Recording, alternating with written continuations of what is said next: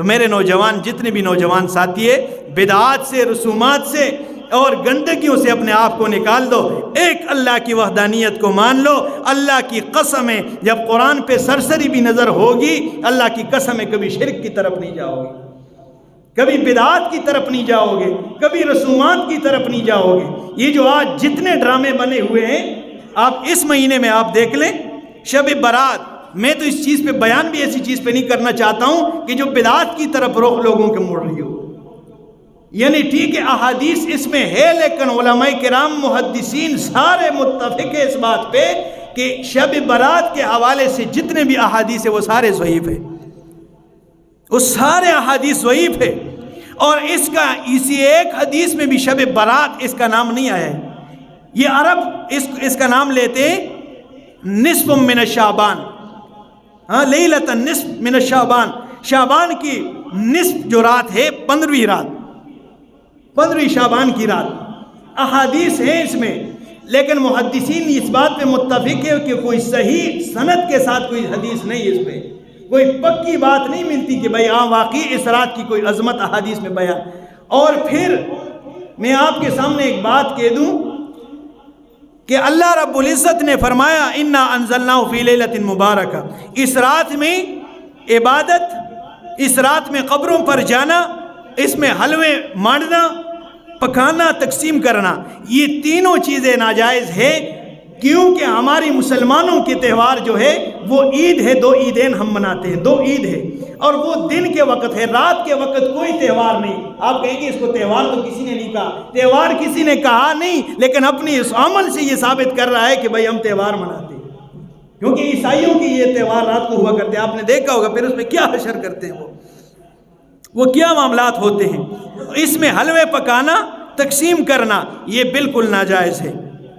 اور اس میں قبر پر جانا ایک روایت پیش کرتے ہیں، اور وہ ضعیف روایت ہے۔ نبی علیہ الصلوۃ والسلام، حضرت عائشہ صدیقہ رضی اللہ تعالیٰ عنہ بھی ساتھ تھی، آپ گئے اور قبرستان پہ جنت البقیع میں آپ نے دعا مانگی، تو اگر اس روایت کو مان بھی لیا جائے، تسلیم صحیح کر بھی لی جائیں، تو پھر بھی نبی علیہ الصلوۃ والسلام کے طریقہ پر کون جاتا ہے؟ آپ صبح کی سنتیں پڑھتے ہیں، اس میں آپ صلی اللہ تعالیٰ علیہ وسلم نے 2 سنتیں ادا کی اور ہر ایک رکعت میں 2 سجدے کیے ہیں، اسی طریقے پر آپ کرتے ہیں۔ اگر اس سے ہٹ کر کرو گے تو یہ سنت نہیں۔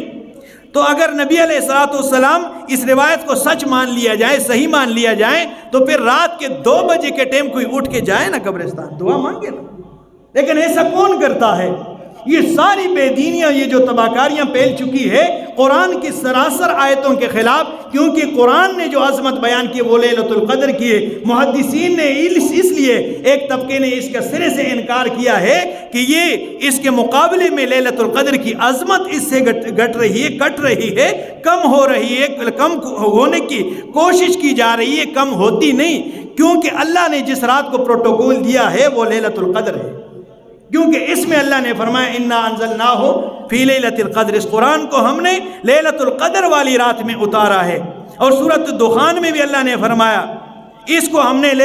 برکت والی رات میں اتارا ہے، تو وہ لیلۃ القدر والی رات ہے۔ تو اس کی عظمت،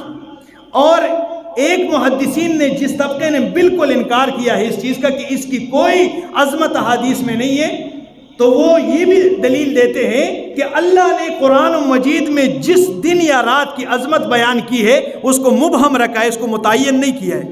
یعنی لیلۃ القدر کی عظمت قرآن سے ثابت ہے، اس کو مبہم رکھا ہے، یہ کسی کو پتہ نہیں کہ یہ 23ویں رات ہے، 25ویں ہے، یا 27ویں ہے، یا 29ویں ہے، یہ کسی کو معلوم نہیں، اس لیے کہ اس میں اللہ کی حکمت ہے کہ یہ اس بندے کو مل جائے جو اس کی طلب رکھنے والے۔ اگر متعین ہو تو پھر بندہ تو بس پورے رمضان میں مزے کرتا رہے اور پھر 1000 مہینوں کی عبادت پا لے ایک رات، لیکن متعین اس لیے نہیں کی تاکہ اس بندے کو یہ مل جائے جس کے دل میں طلب ہو، 10 راتیں وہ عبادت کرے گا تو وہ رات بھی پا لے گا۔ تو یہ تو متعین ہے 15ویں شعبان۔ تو جو اللہ نے جس رات کو پروٹوکول دیا ہے اس کو لوگوں نے پیچھے چھوڑ دیا، اعتکاف بیٹھنے کی کوئی شوق ہی ختم ہوئی، اور 15 شعبان کے روزے رکھنے کے اور 15 شعبان کی رات کی عبادت کے پیچھے لگے ہوئے۔ ہر رات اللہ کی رات ہے، ہر دن اللہ کا دن ہے، اس میں عبادت کر لے۔ لیکن ایک بات جو انصاف والی ہے، جمہور محدثین نے